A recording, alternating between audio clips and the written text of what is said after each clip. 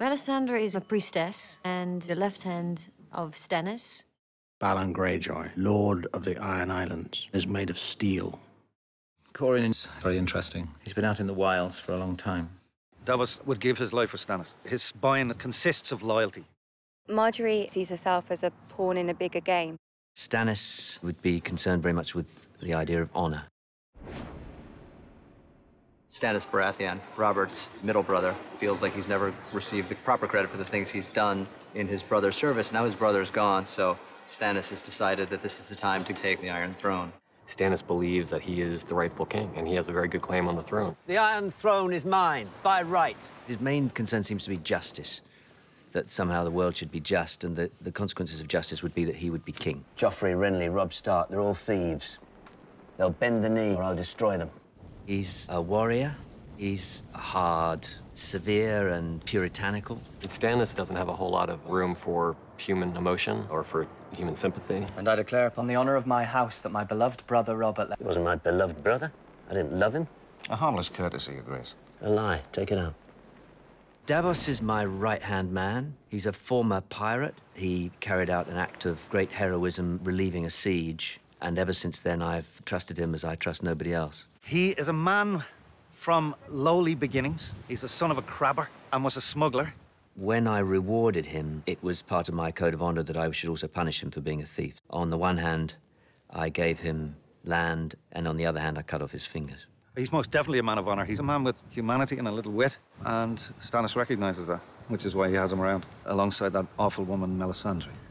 This woman will lead him into a war he cannot win. Stannis is our king. We follow where he leads.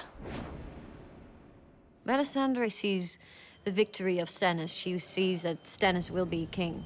She thinks the Lord of Light is inside Stannis, so he's a special man. She comes from some distant land, and she believes in a Lord of Light. She also has very strange powers. He has a major mistrust of her. But she is a strong character. You cannot easily push her away. Look to your sins, Lord Renly. The night is dark and full of terrors. Your enemies aren't happy about us. They want to tear us apart. Marjorie is a young woman who comes from a very close, happy family, who has been bred, raised, educated very much for court life. No, my love. My brother fought valiantly for you. That he did, my queen. We see Marjorie Tyrell's entry into this world, and she seems very confident within it. She seems very practical and is prepared to do what it takes to make this political marriage work. You are very welcome here, Lady Stark. You are most kind.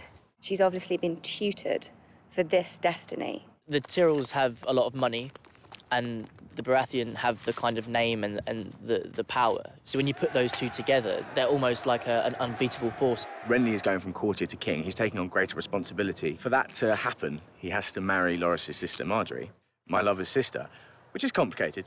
Not tonight. There's another Tyrell who requires your attention. Marjorie has a genuine faith and belief that this is what is best for the Seven Kingdoms. You are a king. When will he come? The half-hand does things in his own time. I heard the half-hand spent half of last winter beyond the wall. Whole winter. Jon has always known about the Night's Watch and some of the people in it, and I think Corin Halfhand's supposed to be one of the greatest rangers of all time. It's one of those characters that's quite nice to play because people talk about you quite a lot before you arrive. There's something vaguely mystical about him, fairly mysterious about him. They'll hit us in force, and they won't run away when we hit back. I'd like to join Lord Corin. He's the one. I think the relationship between Corin and Jon is almost paternal. It's an example of a man that Jon thinks of as, you know, what real men are and what he wants to be. Corin sees maybe of himself in Jon. He's trying to get him to see the right way to look at the world. He's always dreamt that he'd be this Night's Watchman that Corin is, that he would be that solid. He's someone who lives the code of the Night Watch to its extreme. You start thinking you know this place, it'll kill you. We're at war.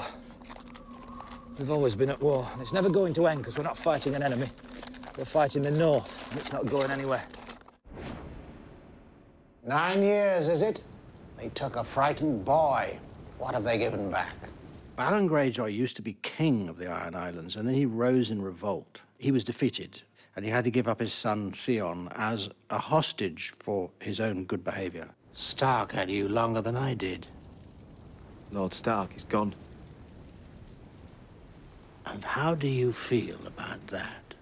He's expecting his father to accept him with open arms. There are some parental issues between Balon Greyjoy and his son Theon. He's just not a very happy dad. I think often Balon Greyjoy, you're not quite sure what he feels deep down because he doesn't let anybody see what he feels. To be a Greyjoy, you are a pirate, essentially. We are ironborn. We're not subjects. We're not slaves. We take what is ours. What's unique about the Greyjoys is their position. They live on an island and it's not part of the main land. They're remote.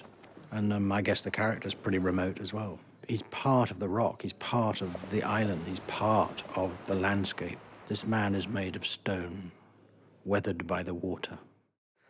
Action! There. One of the great things about the show is casting these actors and then seeing them get so into the roles. They just want to be as true to them as possible, and they spend an incredible amount of time getting to that place.